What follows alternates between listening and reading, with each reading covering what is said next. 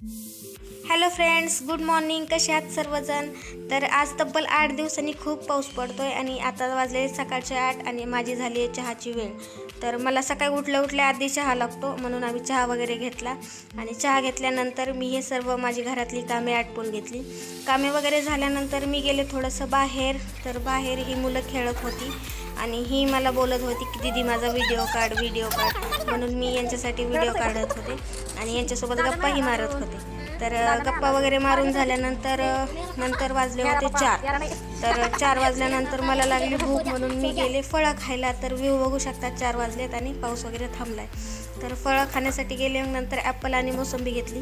तर ॲपल कशा आहेत तुमच्याकडे नक्की सांगा, कारण आमच्या इकडं तर भाव खूप महागले आहेत, कारण 200 रुपये किलो आहेत. तर तुमच्याकडे कशा आहेत ते नक्की कमेंटमध्ये सांगा. तर मी मस्त व्ह्यू बघत ॲपल मोसंबी खाल्ली. बाय.